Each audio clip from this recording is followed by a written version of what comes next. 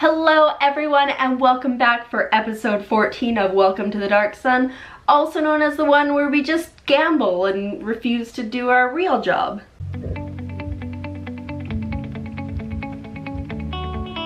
Okay, in all fairness, we were just playing dice, but we'll get to that later. First things first, we did have a slightly different party composition than usual because Bardock couldn't make it, so we had Salentithius, Drewdock, Vashti, and Nibbles at the table for the evening. If you remember, at the end of the last session, we went and met up with Haka to turn in our quest, and he had a guy waiting with him whose name was Horth Araces, who, like I said, came up with like terrible jokes, like horse orgasm. I think that was the worst butchering of his name.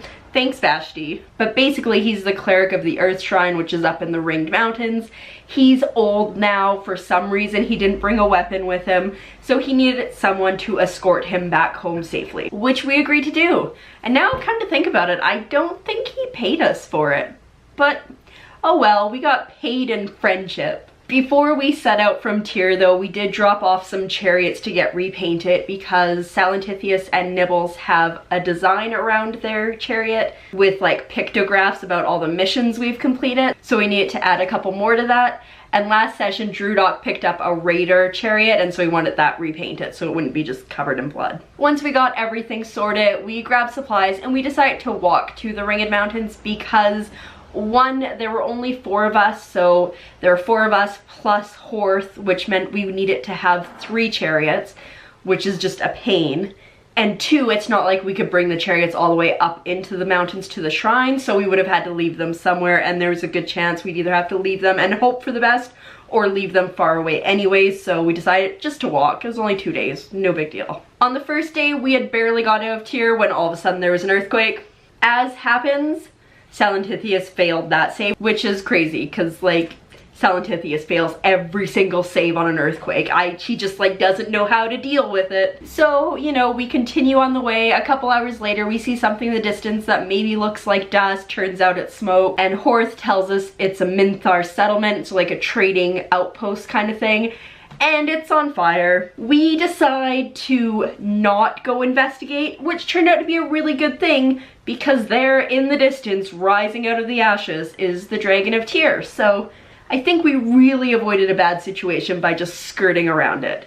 We did make a note to go back and loot it later though and see what we could find. But for the time being, we just carried on our way and then we made camp that night. In the middle of the night when the 2 Thrycreen were transing and Vashti and Nibbles were on guard, all of a sudden, Drewdock starts getting stupider. Fortunately, Nibbles noticed what was going on and spotted a like small gnome with a giant head, which is known as a Tachobe, which if you fail your save, it'll just start draining your intelligence until you die. And because Thrycreen aren't the smartest creatures to begin with, that was getting bad, especially because Drewdock isn't the smartest. I think he sits at a -1, so could have been much worse, but all was well. Nibbles punched the crap out of it and then like buried it in the sand really far away just in case. And for the rest of the night there were no issues, and then we continued on the next morning towards the Tyrian iron mines. But along the way we come across 4 laborers working to get rid of one of those brambleweed patches, because if you don't keep on top of that, it's just gonna take over. And all of a sudden one of them started like freaking out and dropped to the ground. So Nibbles ran over to investigate, and it turns out this poor guy had an agony beetle on him, which Nibbles had on her once upon a time. So she took Vashti's dagger and decided to stab it through the skin and missed and like almost killed this guy. But then she managed to get it out. But instead of getting rid of it, Drewdock's like, I want to keep this thing. So Nibbles had it in her hand and Drewdock gave her a vial and he stuffed it in there and saved that for a later date. From there, we went the rest of the way to the Tyrian iron mines. That night we rested there. Horth, Salentithius, and Drewdock stayed in the stables because it was way cheaper and the food looked crappy in the inn, so we just decided to eat our own rations. But Vashti and Nibbles decided to spend the night in the inn. And then the next morning, it was time to set out for the Earth Shrine. Horth led us up. It was a winding and grueling path, but obviously he knew the way. So it wasn't like we were going to get lost on the way up or like just accidentally fall off. Well, we weren't going to get in a situation where the only path would be to fall to our death because we had Horth leading us. But when we were closing in near the top, we were about 150 feet off the ground with a sheer drop on one side and a wall of cliff on the other with a path that ranged from like 5 to 10 feet wide. Around the corner came 5 cloaked creatures with 5 rock monsters behind them. I really want to be like, rock lobster, ooh, which we actually started to sing. I can't remember at what point. Oh, much later, rock lobster did come up in our game. So weird. So Horth told us that these guys were members of the cult of the Black Earth and that they were terrible people and that because they were here, there was a good chance that his Earth Shrine had been broken into and was probably being defended against him. Which meant that we had these 8 guys to kill and then probably something else in the shrine. Fortunately, these guys were lined up pretty easily, so Vashti just blasted them with a fireball and killed all the non-stone ones, which worked out really well for us because normally it doesn't go that well. Horth let us know that these creatures that we were fighting, the ones that were still left over, were gargoyles created by Prince Argoth when he walks around and like pieces fall off of him and suddenly gargoyles. And so we talked amongst ourselves about the best way to deal with them, and even though they had wings, Drudok decided that the best way to deal with them was to throw them off the cliff. So that's what he did. And it worked out really well because even though the guy had wings, he wasn't able to slow down enough before he hit the ground and he died. Shockingly, considering the dangers, this was actually a pretty straightforward battle for us, and so soon we were able to continue on to the Earth Shrine. When we got there, Horth told us that inside the shrine there were some shrine stones, and if he could get to them, he could turn them into earth elementals. And so Drudok made him invisible, and we're just like, we'll just hope for the best. We'll all go in together, and you just go and activate these earth elementals. And despite the fact that the shrine was pretty big, there was like a hallway getting in and then it opened up. All the battle took place in the hallway. And Horth got through without anybody seeing him, obviously because he was invisible, but like nobody accidentally bumped into him or anything. We ended up fighting a male Medusa, so we just called him a Mandusa the entire time. And that could have been terrible, except Vashti walked up, saw him, freaked out, made herself invisible, and then managed to grapple the Mandusa and drag the Mandusa back to where we were, which meant that it was a lot easier for us to be kind of stealthy and beat the crap out of this Mandusa. But then obviously things don't go that easily, and directly behind us, this like fin came through, and obviously it's a land shark, also known as a boulette. And that thing was giant, and so Nibble started attacking that. Meanwhile, Mandusa is trying to beat the crap out of Vashti, who he can't see because she's invisible, but obviously he can feel her. And shockingly, Vashti was only getting hit by the snake hair, which was super great for her. And then with her other arm, she reached out and grappled the boulet after she had pulled the Mandusa down to the ground. And she tried to trip the boulet, but didn't quite work out as planned. But Horth did get through and managed to activate the Earth Elemental, so the Earth Elemental came back and just kind of started trying to hit. I don't think it was very effective, but what was effective was the Mandusa when it decided to stop worrying about Vashti and go for somebody else. And that somebody else that he went for was Drudok. Fortunately not me because I'm a rogue, so I just kept hiding. But my poor Thri-Kreen friend Drudok failed a con save. Barely, but started to slowly get turned into stone. So probably the coolest move ever, Drudok took the vial that had the agony beetle in it, stuffed it in the Mandusa's mouth, and punched him in the face, because that's enjoyable to have an agony beetle on your tongue. And then fortunately with some bardic inspiration from Vashti, he was able to make a save and not get turned into stone on his next turn forever. The battle continued on. We weren't taking too much damage, but those damn con saves were not a good situation. Our DM accidentally went out of turn and told Drudok that he had to make a con save against turning to stone again because the Mandusa was targeting him, and he failed it to the point that he was just immediately turned to stone.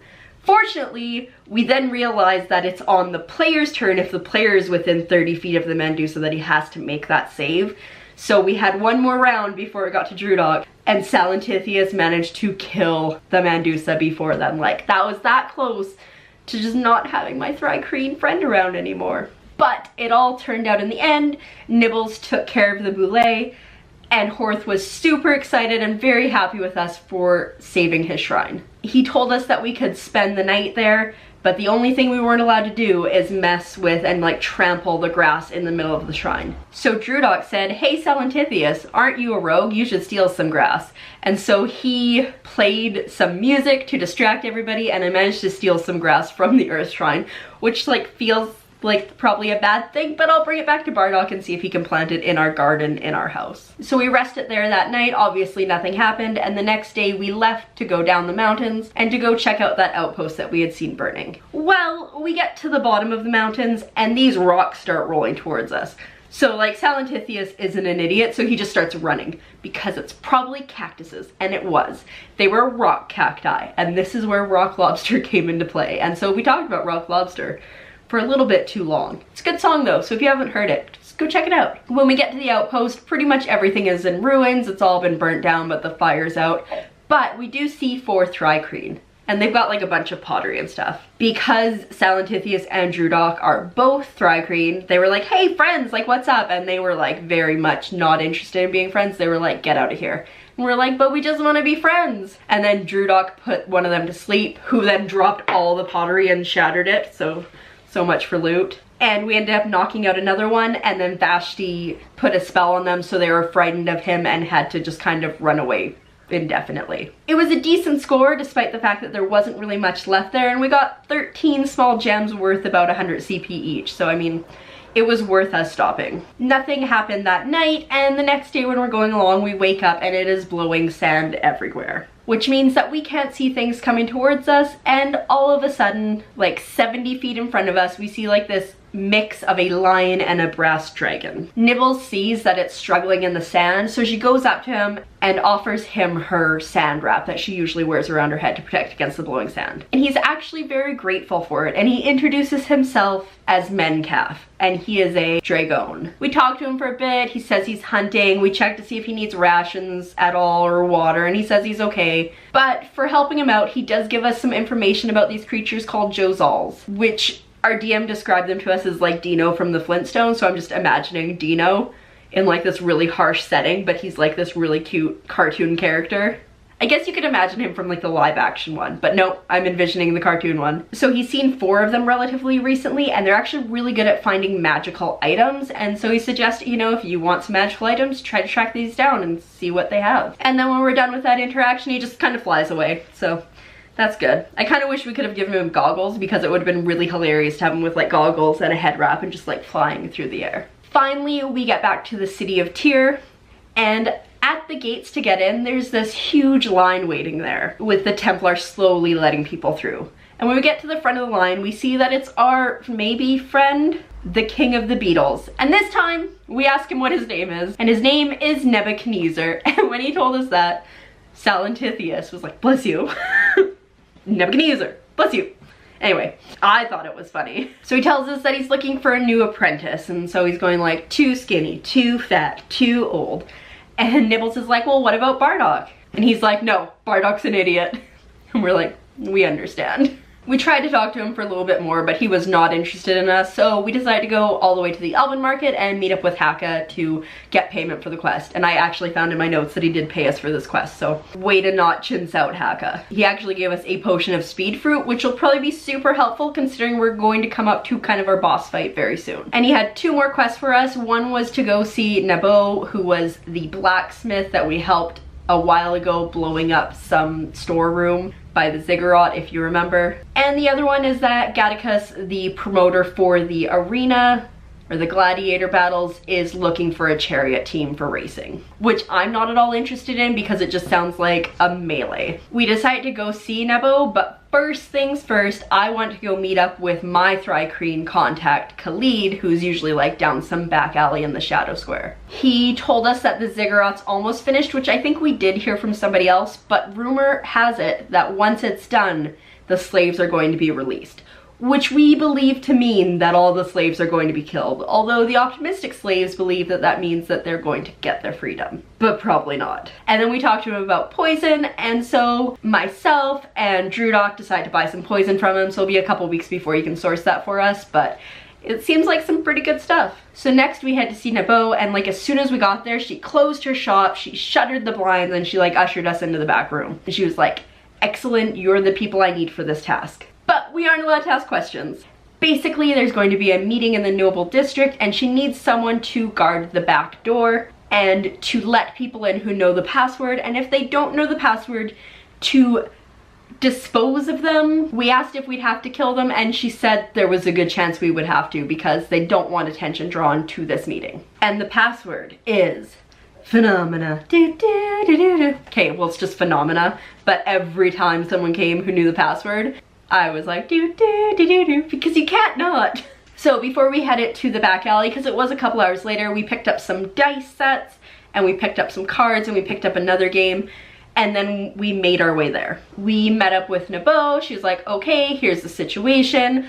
I'm gonna be inside, let them in as they come, and I will be the last person to leave, so I'll let you know when it's okay to peace out. Salantithius and Drewdock sat down to play dice, and so myself and the player that plays as Drewdock got out some dice, and we were just rolling 4d6 to see who could get the highest score. I think I lost, we didn't keep track, but I felt like I lost. And meanwhile, Nibbles and Vashti were playing Go Fish, and their characters were actually just without cards saying like, do you have a 3? Oh yeah, here you go. Do you have a jack? No, go fish.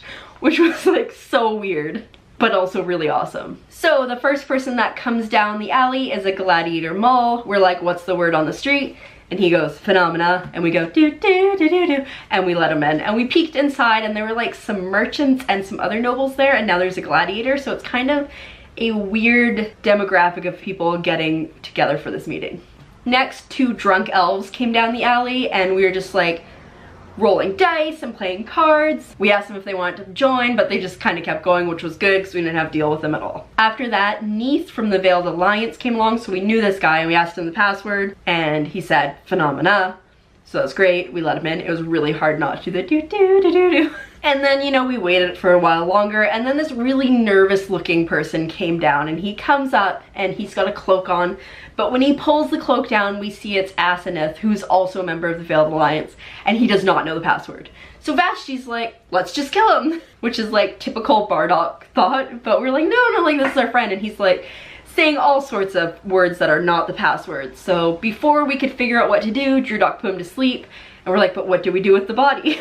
Because we can't just keep a body with us because that will draw attention. And so I was like, oh, let's just see if any of these doors in this alley are unlocked and throw them in there. Well, they weren't, but fortunately Salantithius is a rogue and he's pretty good at lockpicking, so we managed to like lockpick one of the doors and just threw him in there, which comes back later. A little while after that, this lady comes down and she is like dominatrix styled and she knows the password, so we let her in. And then 4 people come down. I think it was like 2 humans and 2 elves, and they're just having a good time, and so Drewdock and I are like, hey, you want to join us? And they sit down because they want to join us. It was not part of the plan, so Drewdock and I are like conversing in Thrycreen, like, what have we done here? They end up winning one of the dice roll hands and just going crazy with excitement, and we're trying not to draw attention, so we can't have this happening. And so Drewdock casts sleep on him and he passes out. His friends are like, oh, what did you do to him? What did you do to him? And so I was like, he's just too excited. When you get excited, you can faint. He has cataplexy. And the 2 Thrycreens managed to pull a pretty good deception check on that, and so they believed us. They took their friend off to go see what was wrong with him and take care of him, and we really dodged the bullet on that one.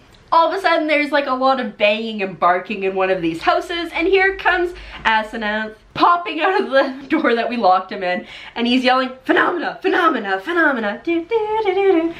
And so we let him inside. Poor guy, he just needed like fear of death to remember the password. And then probably another 20 minutes later, this really imposing figure comes down the alley with like a big cloak over his head, and he comes up and he tries to give us the password and goes, phenomena. And we're like, what, sorry, like, can you repeat that? He's like, phenomena. It's like, can you repeat that? Like, I honestly, I was like, is he saying phenomena? And so finally he says it clearly, and so we let him in. But Nibbles happened to notice that she knew this guy, because many sessions ago, and I don't think I mentioned it, we were near the caravan entrance to the city of Tyr, and a bunch of Templar came in, and with them came Tithian, the High Templar, like the leader of all the Templars. And when he was going past her, because Nibbles is a little bit lower and she had spotted him that day, she recognized it as Tithian. So you have like a mall gladiator, you have this weird dominatrix chick, you've got merchants, you've got failed alliance people. Like, what is going on in that meeting? We weren't allowed to ask though, so we just did our job. We continued to play dice and cards, and about 20 minutes later, everybody started to leave. Nabo thanked us for what we did. She gave us a purse, which I can't remember what it was, but I think it was pretty decent. And then we were free to go on our way back to our own house. So it sounds like things are definitely changing in the city of Tyr, and it'll be interesting to see what happens next. But for now, that's it from me. That was the end of the session. Thank you for tuning in today to watch this episode. If you missed any, they're all linked in the description box down below. And if you want to see more of this, make sure you hit that subscribe button. And with that, I'll see you next time.